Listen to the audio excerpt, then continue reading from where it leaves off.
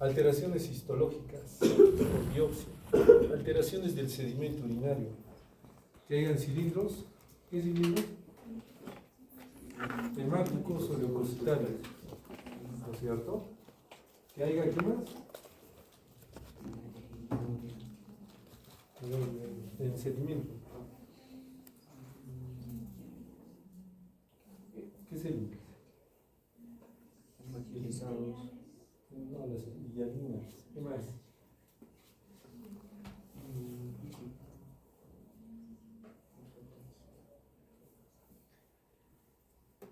Cuando hemos hablado de sedimento, característicamente hemos visto que hay muchas alteraciones ya en las clases y de las cuales tenemos que nosotros saber definir qué nos significa, qué son estas moléculas serias, qué son, significan algo dentro de lo que es un sedimento urinario. Eso nosotros tenemos que interpretar. Característicamente muchos de nosotros pues no manejan, no se acuerda de estos condicionamientos. Lo que son alteraciones estructurales detectadas por técnicas de imagen. De pronto le hacen una ecografía y tiene un riñón, tiene doble uréter, tal vez tiene una microvejiga, tal vez específicamente tiene también un hidronefrosis. Cualquier alteración estructural que tenga el paciente o tenga riñones pues digamos lobulados o poliquistósicos, tantas patologías que pueden aparecer por ecografía, que eso también nos enmarca, digamos, esta lesión o daño. Trastornos hidroelectrolíticos o de otro tipo de origen tubular. ¿Es normal encontrar glucosa en orina? No es cierto. Pero imaginen que ustedes se encuentren glucosuria. Eso es anormal. Como es anormal, entonces cae dentro de eso. ¿Es normal tener, digamos, un pH de 7.3 mantenido en cualquier persona? No es normal. Eso cae en patologías acidóticas. ¿Es normal tener, digamos, una mayor excreción de calcio o mayor excreción de ácido úrico, una fracción excretada mayor de lo común? No es normal. Para eso hay rangos. Entonces, todas esas alteraciones que nosotros podemos definir están dentro de este grupo. Ahora, nosotros si hablamos de estas alteraciones que estamos observando, pues ya el grupo de enfermos renales crónicos que pensábamos que era un grupo específico, ya se convierte en un grupo más amplio, un grupo en el cual habitualmente no muchos perciben este diagnóstico, por lo que nosotros cuando catalogamos enfermedad renal crónica, no es para que nosotros digamos, uy, tenemos un diagnóstico muy bueno, definitivo, no. Se ha visto que la repercusión de riesgo cardiovascular aumenta cuando tenemos una tasa de filtración menor de 60. Y ustedes saben que el riesgo cardiovascular es signo de muerte precoz en la mayoría no en la mayoría, en todos los humanos. Entonces, tener mal pronóstico cardiovascular enmarca pues que tengas un pronóstico más pobre. Por eso es importante que nosotros sepamos definir cuál de estas alteraciones tiene el paciente. De pronto encuentro un niño que tiene, no sé, hematuria, más de 15 hematíes por cambio. Lógicamente que tengo que definir que esa hematuria sea de origen glomerular, ¿no es cierto? Para que yo pueda darle, digamos, las características de importancia frente a la patología que tiene el niño. Y hay un punto muy importante, historia de trasplante renal. Siempre hay que recalcar que todo paciente trasplantado no es como en su cabecita creen, se trasplanta y se va a su casa, no. Entra en un estado en el cual tiene que haber una adaptación tanto del órgano trasplantado como en este caso del hospedero. Por eso es que usamos inmunosupresores. Entonces, por más que uno quiera, pues tenga una compatibilidad del 100%, ¿ya? Siempre va a haber diferentes vías inmunológicas que van a tratar de rechazar ese órgano. Por eso es que se convierte en un enfermo renal crónico potencial. Si hay una compatibilidad de un 30-40%, es mayor el porcentaje de rechazo. Si no hay una compatibilidad, lógicamente, tú colocas el órgano y el órgano inmediatamente colapsa, claudica. Se generan trombos, microtrombos a todo nivel y ya pues es inviable un trasplante. Por eso que por todo trasplante, por más exitoso que sea, pues se convierte en un paciente que de cuidado. ¿Y por qué nosotros enmarcamos esto? Porque la designación de enfermedad renal crónica es justamente una denominación que se da para que nosotros podamos manejar al paciente desde todo punto de vista, conocer la enfermedad y definir que tiene etapas durante su progreso de la enfermedad, tiene diferentes comportamientos de la enfermedad, asimismo diferentes cuidados, por eso es que se habla de nefroprevención, se habla de nefroprotección, y cuando nosotros hablamos de nefroprevención tenemos que estar pues al tanto. Algunos de sus abuelitos tal vez tengan más de 80 años, hay que hacerle nefroprevención. ¿Por qué? Porque es muy importante tomar en consideración que este paciente pues ya tiene solamente por edad pues una tasa baja. Entonces en él estados de deshidratación, medicamentos, estados de tal vez exposición a algunos contrastes, o finalmente pues estados en el cual nosotros generemos un daño por juicio renal, va a ser más marcado que cualquier otra persona que tenga una función renal normal. Entonces esta definición pues es muy buena, y nosotros ya desde el punto de vista médico, ustedes desde el punto de vista de pregrado tienen que empezar a definir todos estos cuadros. Entonces para eso debemos de nosotros relacionar algunos temas, principalmente acá lo que nos importa pues es el filtrado glomerular. ¿Por qué es importante? Porque nosotros ya con un filtrado glomerular, como vimos hoy día en la práctica, ¿qué pasaba? Tenía una señora que venía con un antecedente. ¿Qué antecedente tenía, chicos? ¿Los cómo No. Monorrena. Ah, monorrena. Ya. ¿Qué más? Dijimos, mira, tiene creatina de 1.1. Con creatinina de 1.1, fíjense que su tasa de filtración glomerular era de 63, ¿no es cierto? Ya, entonces decimos, ¿por qué? Mire, si tiene creatina de 1.1, ¿por qué su tasa de filtración ha caído? Era monorrena, ¿Qué más tenía? Hipertensión. Entonces, ustedes tienen que definir que por más que tengan una creatinina normal, no va a ser, pues, digamos, un marcador de que funcionalmente está bien el riñón. Hay otros marcadores, y uno de ellos es justamente la depuración, tasa de filtrado. Para esto, fíjense que hay diferentes tipos de cálculo, ¿ya?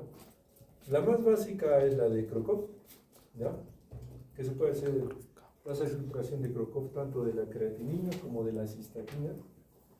Y algo un poco más complejo es el MDRD y el CKD, que son, digamos, estudios que se han hecho pues, en la población en general, y han definido estructuralmente una fórmula para poder nosotros tratar de llegar a este número o este porcentaje de trabajo que tiene el riñón, para que así nosotros podamos determinar primeramente si tiene algún condicionamiento de enfermedad renal crónica, o segundo, determinar en el tiempo si es un cuadro agudo o crónico. Pero al hablar de enfermedad renal crónica, a nosotros nos importa mucho el estadio, ¿ok? Entonces, otro punto que tenemos que tomar en cuenta, como ya hemos estado hablando, es la albuminuria. La albuminuria resulta muy vital para nosotros en el sentido de que es un marcador muy precoz, muy fácil de obtener y, bueno, de interpretar también, ¿no? Entonces, estas alteraciones funcionales y estructurales siempre van a enmarcar pues, nuestro daño glomerular a la cabeza, para lo cual nosotros tenemos que tratar de hacer estudios, o en este caso también un examen semiológico para definir si hay alguna de estas alteraciones características. Y bueno, la clasificación pues es en cuanto a estos dos primeros puntos, la tasa de filtración y la albuminuria. Nunca se olviden de ese cuadro, yo lo estoy presentando como 3 o 4 veces, ¿no es cierto? Creo que sí. Sí. ¿Ya? En el cual está la clasificación de albuminuria leve, moderada y severa o grave.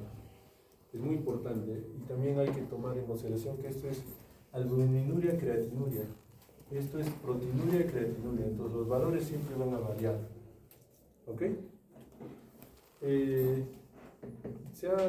Como les decía antes, se ha tratado de tomar en cuenta, en consideración este tipo de estudio porque a diferencia de la orina de 24 horas, es una orina simple de la mañana y puede determinarse rápido el valor, porque imagínense, en una orina de 24 horas a veces hay algunas alteraciones según la toma, o a veces algunos pacientes, siempre característicamente he visto que los pacientes tratan de, para que mejore mi laboratorio, empiezan a hacer cosas raras, se toman líquido en exceso, ese día no comen, raro, no comen, tratan de limitarse en todo aspecto para que no salgan mal, para que les digan que están bien.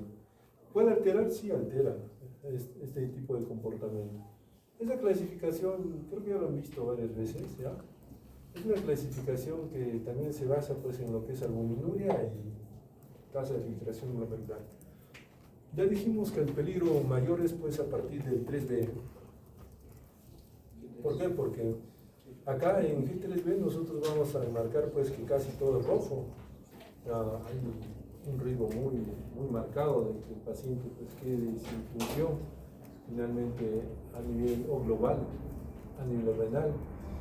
La hematuria es un continuo, la albuminuria es algo que deben de tomar en consideración, pero la mayoría de pacientes no hace albuminuria. ¿Por qué no hace albuminuria? Porque depende de la etiología de la enfermedad. ¿Okay? ¿Ya? Entonces, cuando depende de la etiología de la enfermedad, nosotros tenemos que definir dónde ha sido el daño. No solamente daño glomerular, hay también daño intersticial. Pero acá nosotros nos enmarca ya algo un poco más sensible. Cuando hablamos de proteinuria y decimos más de 150 pues es mucho. Pero en albuminuria nosotros ya tenemos valores un poco más pequeñitos, menores de 30 a 300 y mayores de 300. Entonces, todo esto que esté en colores nos va a indicar el riesgo. Un paciente, por ejemplo, que esté en estadio G1, miren, fíjense, una tasa de filtración normal, casi normal, no 90, hasta 120. Pero sin embargo, si tiene una albuminuria muy marcada, va a acelerar el daño. No hablemos pues de un paciente que ya está en un estadio más bajo. Fíjense acá, cuando tiene un estadio G3B, ya con una tasa entre 30 y 44, tener albuminuria ya resulta muy grave. ¿Por qué? Porque esa albuminuria va a generar mayor esclerosis glomerular. Entonces, de todo esto, nosotros tenemos que marcar que va a haber siempre una progresión de daño. Y esa progresión de daño va a depender de la albuminuria y, lógicamente, de la proteinuria. Si nosotros vemos valores de 300 en una albuminuria, ¿se imaginan? Tenemos un paciente que tiene ahorita 18.000 de proteinuria, en un rango normal menor a 150. 18.000 pues es terrible, severo. Esos pacientes generan daño en 6 meses, en un año ya están en diálisis. Entonces, ya tenemos por lo menos estos dos factores que ya han sido...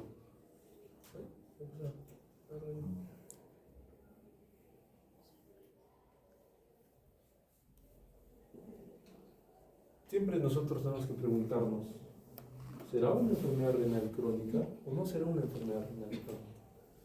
Por ejemplo, acá, la presencia de alteración. Hoy ven una ecografía, ¿no? Hace 6 meses, un quiste.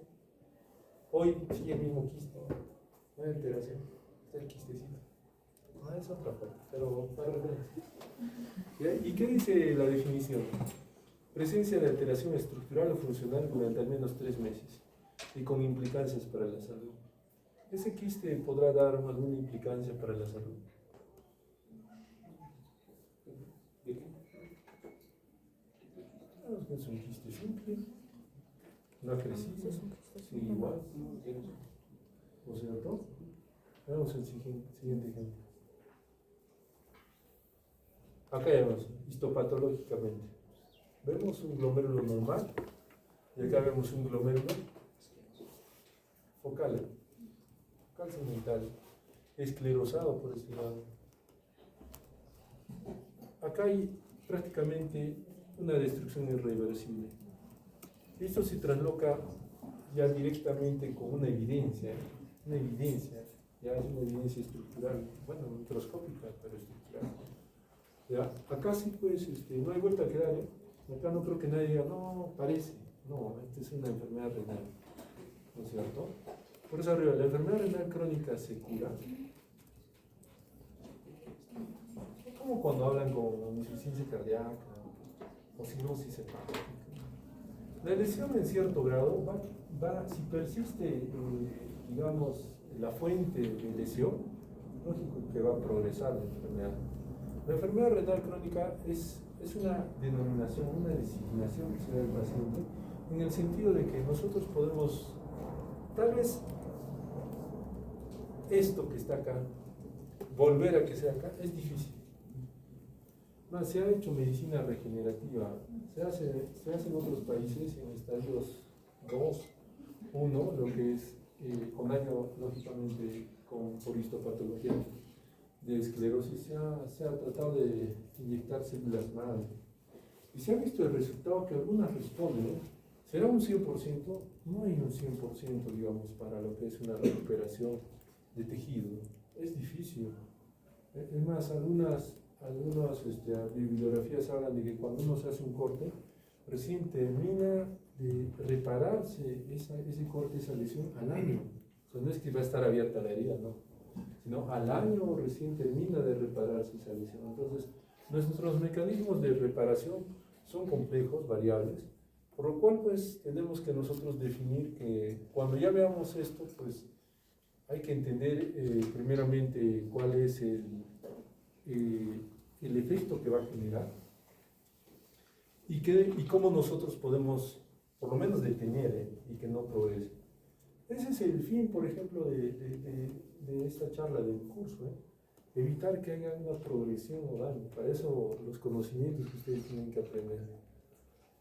Acá, por ejemplo, vemos ya esto es un glomérulo esclerosado, es una cicatriz nomás que se observa ahí.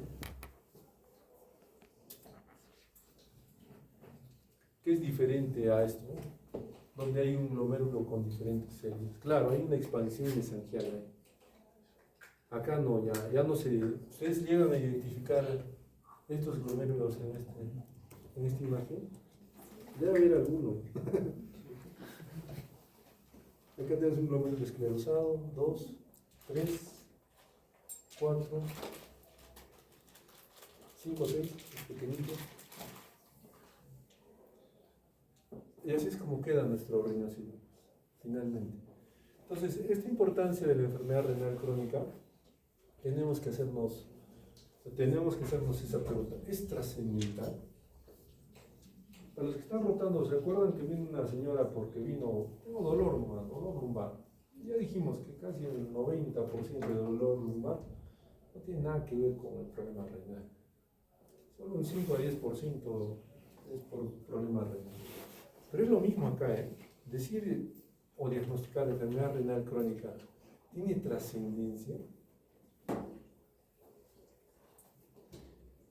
No me acuerdo, alguno de ustedes estuvo hablando que querían hacer. No, yo le estaba indicando, si evalúan a los pacientes desde el punto de vista nutricional, digamos a toda la unidad de medicina y medimos sus parámetros nutricionales, probablemente se van a sorprender. ¿Por qué? Porque hay mucha desnutrición, problemas raros que no deberían de pasar en una hospitalización. Y eso lo arrastramos tiempo, años, décadas. Es lo mismo que en la enfermedad renal crónica. Si nosotros no definimos, no sabemos qué es, igual vamos a seguir arrastrando diagnósticos. Hay pacientes que no van a ser diagnosticados, hay pacientes que van a repercutir en un daño mayor, así como han visto glomérulos en una imagen y en otra pues colapso glomerular. Así es como acaban, así es como llegan a la diálisis. Entonces nos preguntamos, ¿es frecuente la enfermedad renal crónica? ¿Es grave? Ya hemos visto los estadios y hemos visto las repercusiones básicas, una hematuria simple, una proteinuria, una alteración del sedimento urinario, cosas comunes que si a ustedes les hago, probablemente acá haya 2 o 3 que tengan esas alteraciones, pero nosotros tenemos que definir y ver, ¿repercutirá en el futuro? ¿Tendrá trascendencia? Sí, va a tener trascendencia. Y siempre me ocurre esto, para informarles a ustedes. Hace 3 días viene una estudiante de su universidad, que era un interno, me dice, doctor, ¿qué ha pasado? Me dice, doctor, ¿sabe qué? Estoy muy decepcionada. Y yo, ¿de qué estás decepcionada? Y dice que, doctor, ya no sé cómo ayudar a los pacientes. Oh, claro, una interna con corazón, ¿no? Decía, ya no sé cómo ayudar. Me pone triste no saber qué más hacer. Yo le digo, ¿y qué pasó? Pues, ¿por qué te pone triste? Es que, doctor, ayer su paciente estaba bien y hoy día está grave. Bueno, la verdad no tiene lo amor. Entonces, esa percepción que ustedes tienen es normal porque no tienen experiencia y tampoco tienen, digamos, la perspicacia que les trato de enseñar en las prácticas, de ver lo que está en su frente, pero no lo ven. Es como te dice, promoción gratis, todo, y ustedes están buscando, ¿dónde está el letrero? Así es como se ve la medicina. Entonces, esta joven me decía específicamente que estaba decepcionada, triste porque no sabía cómo ayudar a los pacientes y que la enfermedad que acaecía a ese momento, con alto riesgo de vida del paciente, pues desde hace un día recién se representaba. Claro, yo le demostré lo contrario, que 14 días antes a su ingreso ya tenía los signos de mal pronóstico, ¿ya? Entonces no era algo, digamos, reciente, sino que ella no ha percibido, claro, y los de su alrededor que también llevan con ella, pues no han percibido los factores de mal pronóstico. Entonces ahí le digo, mira, a ver, ¿cómo es su emergencia? En su emergencia tenía estos síntomas, estos signos, y era una neumonía grave, no le han hecho seguimiento, mira, no tiene tomografía, no tiene esto, recién se dio cuenta y dijo, tiene razón, o sea, esto no era de ayer o hoy día, ya tuvo desde su inicio, desde su ingreso a medicina, debió haberse trazado un plan para que ahora no tenga riesgo de muerte. La realidad creo que falleció el paciente. No lo veo en hemodiálisis. Ya deberían de haberlo metido. Entonces, es lo mismo en enfermedad renal crónica. Si ustedes no perciben qué es una enfermedad renal crónica, no definen qué es una enfermedad, no diagnostican y lo peor, no conocen los mecanismos fisiopatológicos por el cual la enfermedad renal crónica se presenta, igualito se les va a pasar. Van a decir, doctor, de ayer a hoy día se ha puesto mal. No, eso es falso. Porque la enfermedad renal crónica, fíjense que prácticamente pues ya está descrito acá la prevalencia, para que más o menos me entiendan. Son los estudios, están arriba. Con una tasa de filtración mayor de 90, o sea, normales, se estima que, bueno, a ver, ¿cuál es la más alta acá? La más alta. 2.6% de la población tiene el diagnóstico. En el Perú, en el Cusco somos 1 millón. 2.6, ¿cuántas?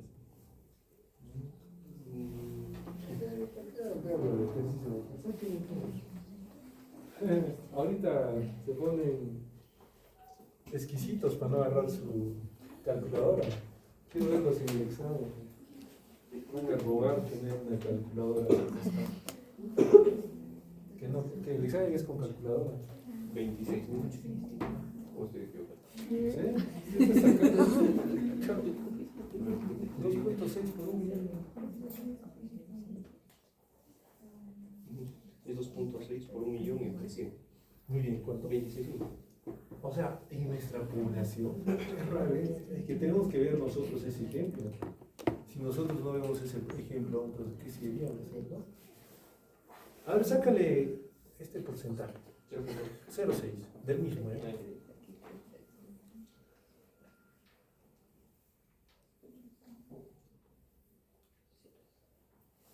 6.000. ¿De 1 millón? Sí. O sea, es 1 millón por 0.6 entre 100. Ya, 6.000. Ya miren, hemos visto este estudio en el más alto. ¿Cuánto era? 26.000. O sea, del Cusco, de 1 millón, bueno, somos 1.300.000 y pico, ¿ya? 26.000 personas tienen enfermedad renal crónica en estadio temprano, según ese estudio. ¿Y cuánto? 6.000. 6.000 personas están en el estadio de enfermedad renal crónica terminal. Y ustedes dicen, no, todo eso que dicen, no, acá no, sí hay tres. Son su carita, ¿no? Piel rosa, palidez.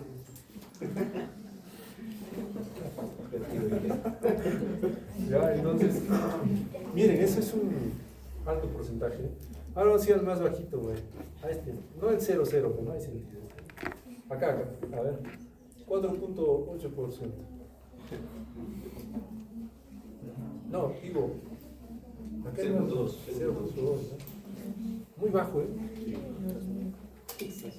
Creo que no han estudiado eso. A ver, ¿cómo se mide? 2000. 2000, digamos. ¿Y 0.2? Creo que se han palteado. Ya imaginemos. Así son los estudios. Buscan, evalúan, característicamente hacen diferentes encuestas, de acuerdo a eso sacan, ¿eh?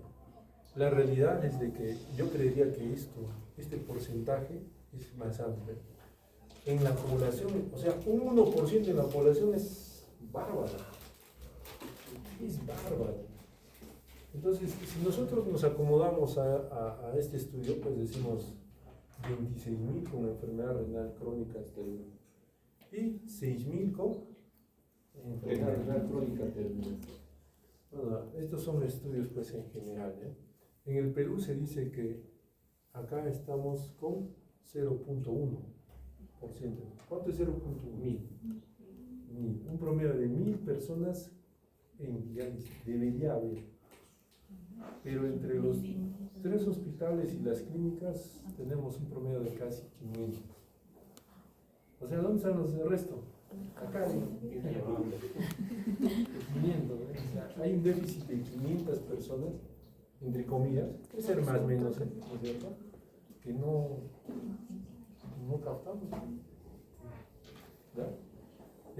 Y me acuerdo hace unos 6 años que hubo factores de riesgo de mortalidad acá en el Cusco.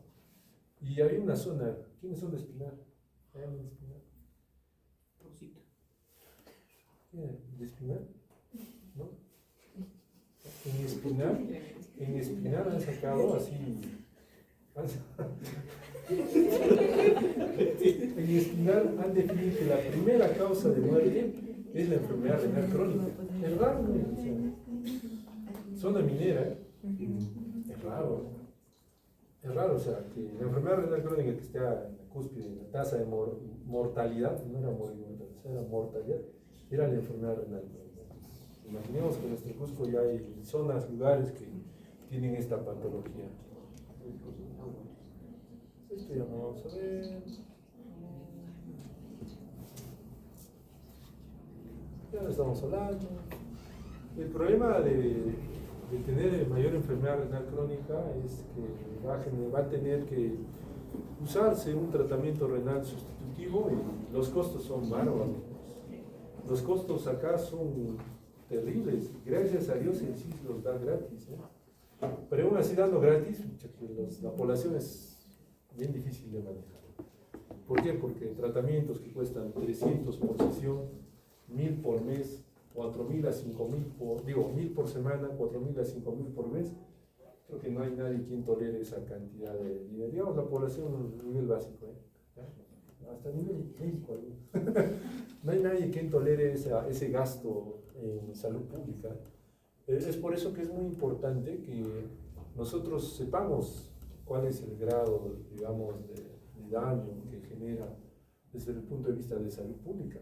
Es terrible. Han visto a los pacientes, los que están rotando lógicamente en oncología, han visto a los pacientes que parecen muertos, algunos, no todos, muertos vivientes, desnutridos, pálidos, piel terrosa, anémicos, pacientes, como quien dice, alterados mentalmente, un poquito así perdidos, algunos.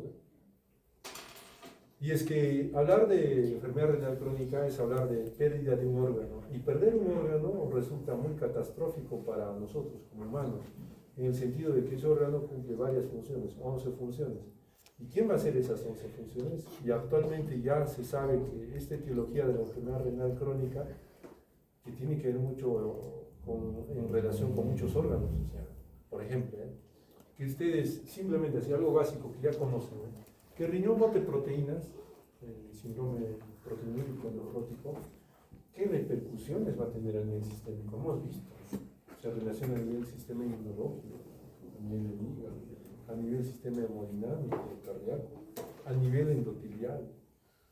Entonces, la repercusión es mayor. Y solamente ahí estamos botando proteínas. No hemos perdido toda la función al 100%, porque no hemos perdido la función de selección de filtración. Solo una. Para las 11. Terrible. Ustedes tienen que entender que, digamos, la población de los enfermos renales crónicos es una población exquisita, una población para estudiar. Hasta hace 4 o 5 años no se hacían estudios en esta población. ¿Por qué? Porque lo consideraban pues algo inadecuado.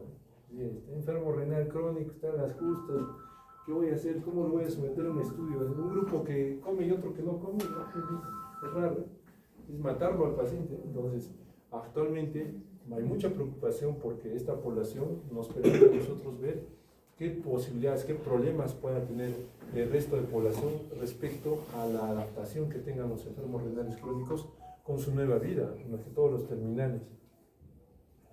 Acá, esto es de España, ya, nos vamos a ir acá. Entonces es un problema pues que lastimosamente no se cura, es un problema que a nosotros nos tiene que llamar la atención, que es irreversible y progresiva, por lo que ya hemos estado hablando de este punto, que es la hiperfiltración. Entonces, si nosotros hemos estado hablando de este tema de la hiperfiltración, tenemos que entender pues que esta destrucción de nefronas nos da la irreversibilidad. ¿Por qué? Porque la nefrona no se regenera. Progresiva, porque hay situaciones o patologías que lastimosamente a veces no tienen control. Una de ellas es la nefropatía diabética, en la cual hay una progresión de daño sistémico y en ahí está el riñón. Esto es lo que les decía de lo que es la reserva funcional. Ahí vemos algunos ejemplos. ¿Cómo es la reserva funcional en algunos pacientes? Miren, acá, riñones sanos en vegetarianos. ¿Qué tal la reserva funcional? Comamos pasto y todo eso. No es broma la carne que ustedes consumen, y eso lo vamos a ver en electrolitos,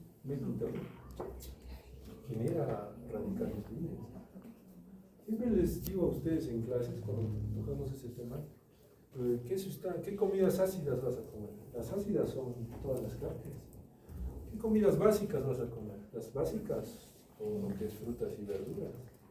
Entonces tiene que haber un equilibrio entre lo ácido y básico. ¿Por qué? Porque mientras más comas solo ácido, lo que generas pues es mayor cantidad de hidrogeniones. Y cuando generas mayor cantidad de hidrogeniones, hay mayor riesgo a que estos hidrogeniones se inestabilicen y empiecen a generar daño a nivel de proteínas o a nivel celular.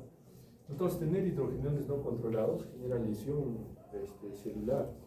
Por eso es que en acá pues nosotros tenemos que definir que hay pacientes pues los cuales pueden tener, claro, según también la calidad de vida que tengan, ¿no es cierto?, algunos condicionamientos.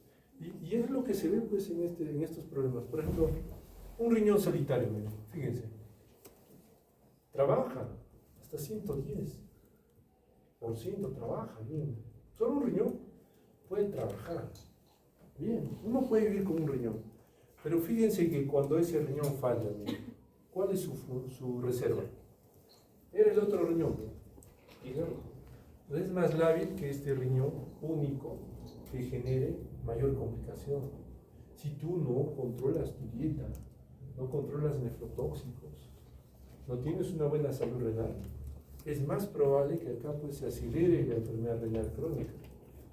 Acá vemos más abajo, por ejemplo, un paciente con enfermedad renal crónica estadio 3. Yo quiero que vean ahí la importancia Acá este paciente es el típico tío, abuelo, padre de ustedes, obesito, gordito, con diabetes, que ya tiene prácticamente una creatina, ya subió 1.7. Y usted dice, bueno, no está para diálisis, más de 4 la creatinina. No, ahí está, mira, acá está. Mira su función. Menos del 50% sin reserva funcional. A ese paciente tú le das una amicacina, un nefrotóxico, llega a lesionar, lo dejas en terminal, lo dejas en diálisis.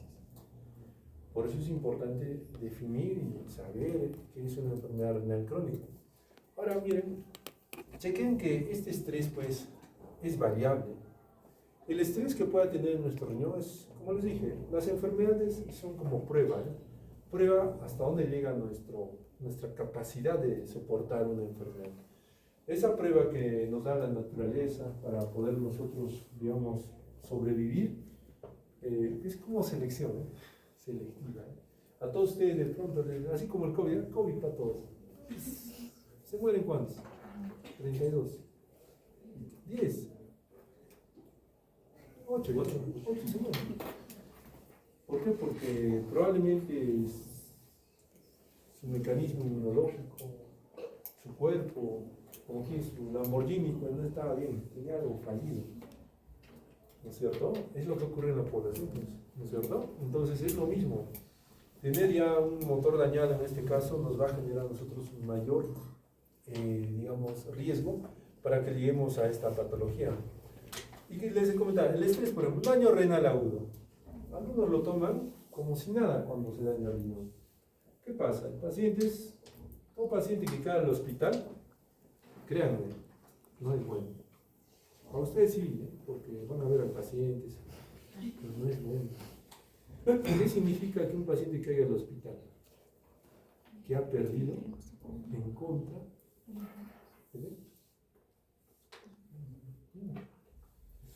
¿Qué ha perdido? ¿Qué cosa? Que ha perdido esa capacidad de combatir, puede ser un germen, un estrés, un cuadro.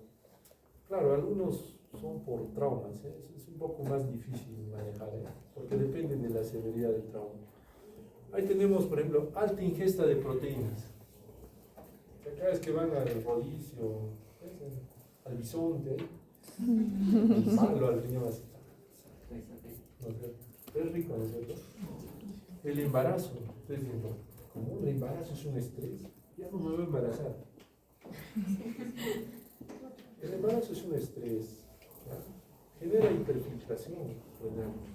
Claro, pero es un estrés en cierto grado controlado por nuestro cuerpo, ¿no? Claro, han visto mamás, y eso siempre es criticable, ¿eh? A veces no se habla de esto porque lo toman mal. Hay mamás, muy bien, me he embarazado, he subido 20 kilos de peso. ¿Es normal? Todos, no sé, a ver, el bebé pesa 3 kilos, la placenta, 1,5 kilos, ¿ya? 4 kilos, a 5, y los 30. ¿Qué pasa? No es que sea un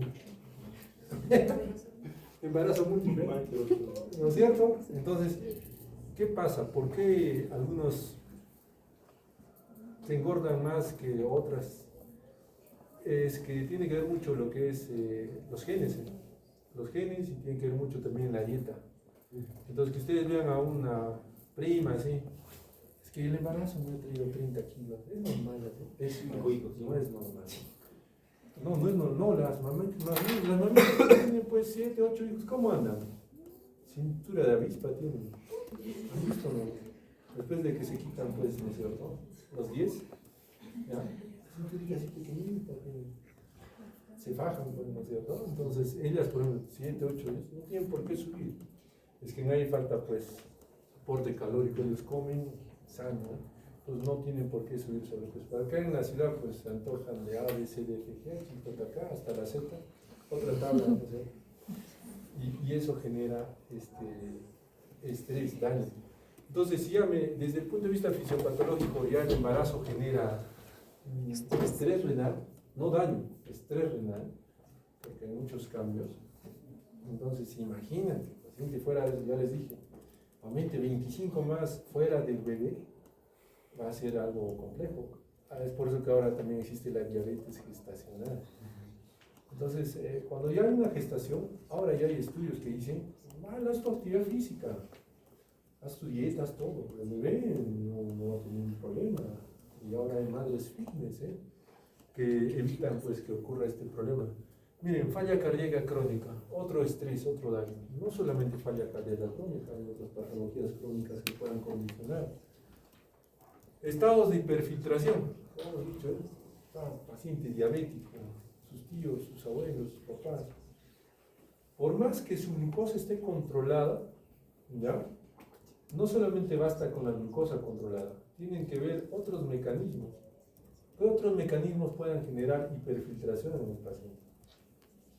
Bonito, es diabético. El gordito que no diciendo, el gordito siempre viene a mi consulta.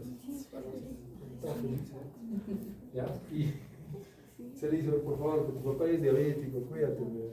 Pero él dice, no, yo no voy a hacer. Ya tiene prediabetes. Él sabe, ¿ya? Tiene que hacer dieta. Pero sobre eso, él no sabe que su misma obesidad ya genera daño renal. Entonces ya no solamente es el factor genético, sino es el factor actual de la obesidad. Solo tener obesidad ya genera daño renal. Solo tener obesidad genera estrés inflamatorio, también genera daño renal. Cuando llega diabetes, ya no va a ser un riñón pues que va a venir al 100% la diabetes. Hola, diabetes, estoy al 100%, nos vemos, no, nada que ver, ya tendrá un riñón pues con un daño un poco más progresivo.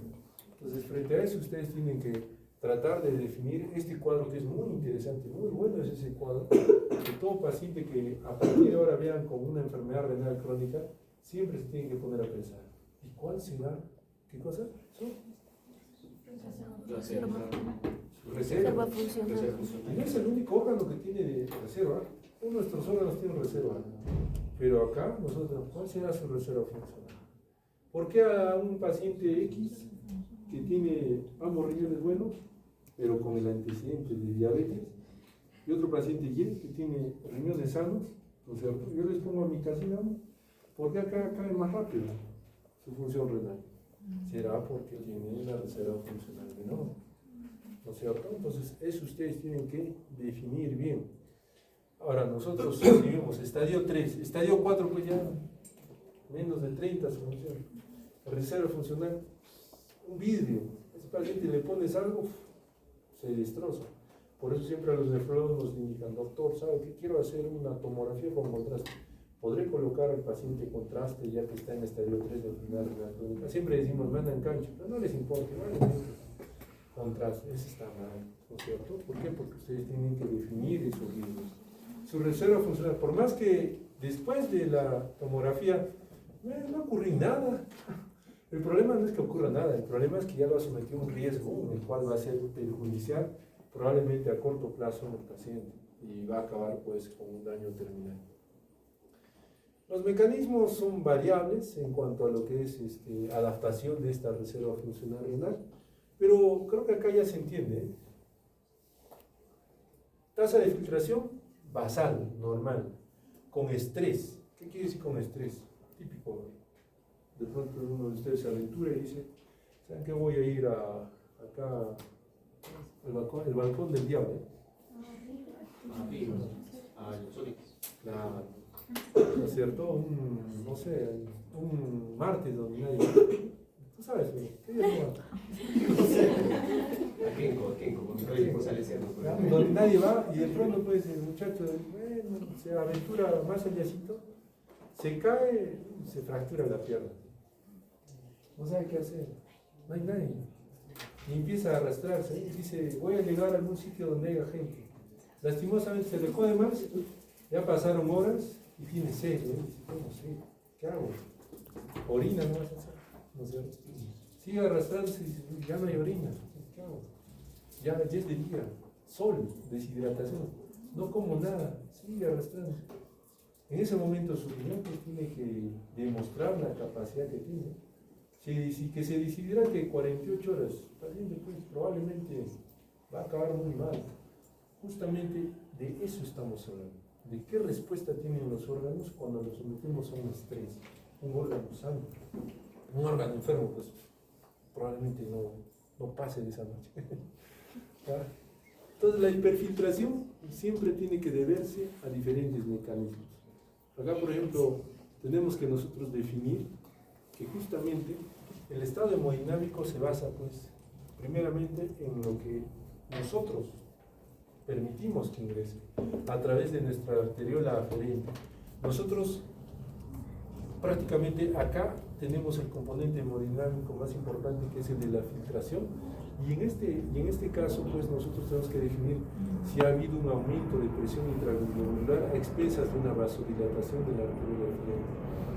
Esta vasodilatación es un mecanismo autorregulatorio que normalmente nosotros tenemos que definir. Si por ejemplo ya tengo una enfermedad renal crónica estadio 3, un estadio 3B, ¿cuánto sería su tasa de filtración glomerular? 30, 40, 44. Ya, entonces, y de pronto, tus músculos, tu metabolismo pues nunca va a parar. O va a parar el músculo, por favor, hoy día no he hecho nada, detente, no, nada. Es automático. Y de pronto pues el cuerpo detecta y dice, uy, ¿qué pasó? El riñón está chancleta. ¿Qué sucedió? Hoy día mandaron el riñón tanto de creatinina y sigo tóxico. O sea, el cuerpo dice, sigo tóxico, no se ha filtrado, pues, no se ha depurado esta creatinina. ¿Qué va a hacer el organismo? Va a decir, no, necesitamos aclarar la sangre. Necesitamos depurar, limpiar la sangre. ¿Qué va a hacer entonces el cuerpo? Va a decir, no, pues ya no basta 20% de esto, nos mandaremos más porque se detecta sedosa que hay muchas toxinas. Manda más. Entonces, acá lo único que van a empezar a hacer es generar mayor trabajo. O sea, per se ya un paciente enfermo renal crónico va a tener sobretrabajo. Ahora imagínense pues, que este paciente pues no consciente de su estado dice, bien, camino, hablo. El nefrólogo no tiene nada de conocimientos, no tengo ni un síntoma. Lo que dicen la mayoría de pacientes, no tengo nada. Vamos pues, nos escaparemos a la chomba, ahora, a la cusquenita. Ya se tiran pues sus se tiran pues sus chunchulices, su anticucho, a colmo después el cordero, ¿qué hacen de cordero? Asado de cordero. Asar el cordero, ¿qué más? Su malaya, así, rico, el hambre ahorita. Entonces se tira todo eso, ¿ya? Lo que va a generar ya endógenamente, ya tenía necesidades del cuerpo. ¿Sabes qué? Necesitamos pues filtrar más, manda más volumen al riñón. Con lo exógeno que comes, ¿qué va a pasar? No basta.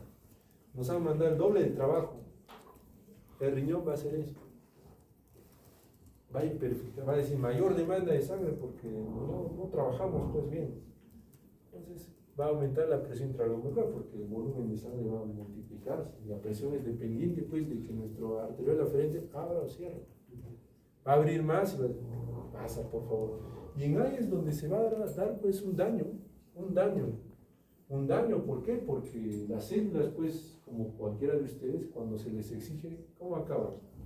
Medio ojo abierto, pálido, ¿no es cierto?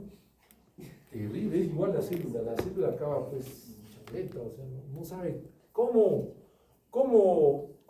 tolerar todo eso. ¿Por qué? Porque acordémonos pues que el glomérulo está dañado, o sea, no todos trabajan, ¿eh? Más del 60% del glomérulo está esclerosado, dañado, y el otro 30% dice, mi hermanos a la obra, tengo que trabajar más. Entonces va a empezar a hacer hiperfunción. Dentro de todo esto, al haber una hiperfunción, tenemos que tomar en consideración pues que siempre a estas células se les va a pasar de todo.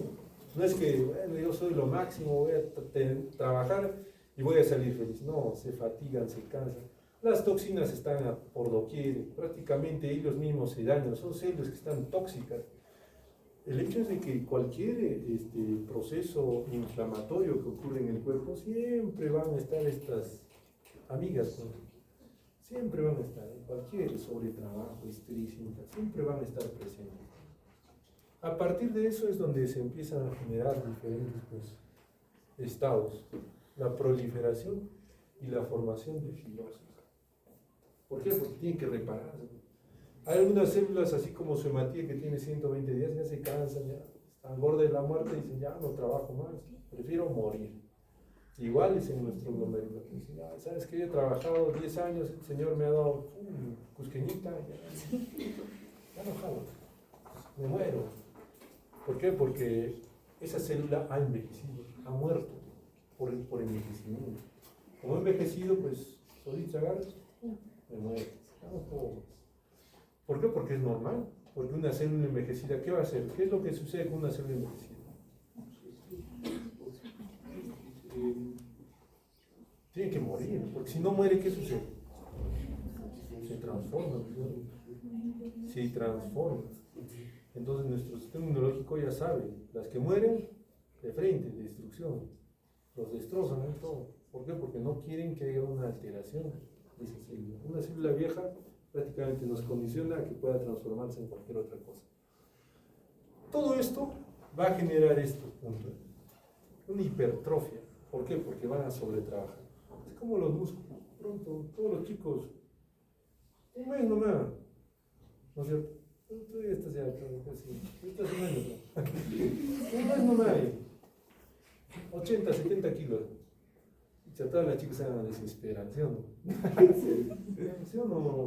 ¿Cómo te llamas? ¿Su nombre? No, de Aldair. No van a ver de capo va a aparecer.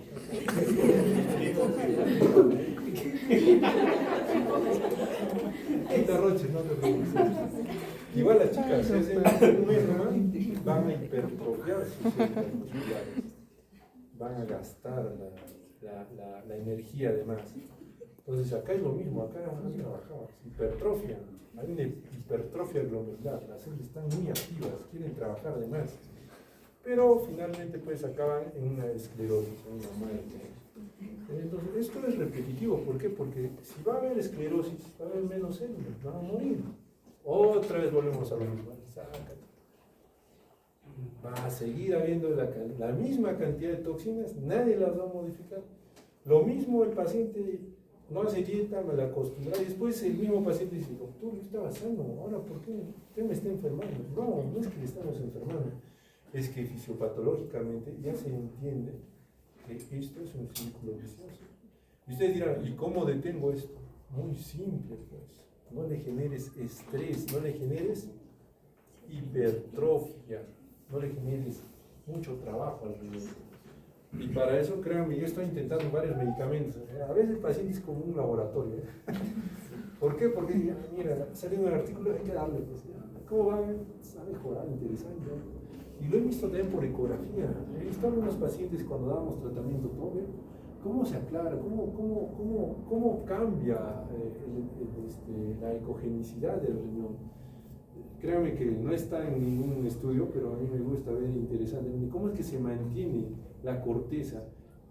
Mi último paciente, pues, ¿qué les digo? Es muy evidente, ha venido con una corteza de casi 28. Un parénquima, 28, o sea, en cristiano se va a decir, ¿eh? Tener 20 ya dices, bueno, ese parénquima está bien, pero parece que está hiperfiltrando. Tener 25 dices, parénquima está hiperfiltrando. Tener casi, era 35 de parénquima, tú dices, no, eso está totalmente hiperfiltrado. Y en su control ecográfico bajó a 20, de 35 a 20. O sea, tú dices, pero mira, hasta por ecografía se ve cómo baja ese sobretrabajo, con tratamiento, con dieta, evitando estrés en el paciente. ¿Se dan cuenta cómo el cuerpo modifica y mejora su estado?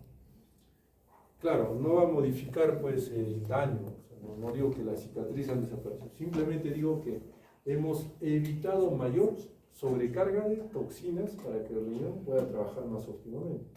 La paciente ha bajado de peso, ha hecho dieta, ha tomado medicamentos antiproteinúricos, ¿ya? Y todo eso ha condicionado a que recupere la funcionalidad. ¿Ok? Muy bien, a ver, y bueno, ¿qué ves? Sí, 55. Ya, ok, ya quedó. No.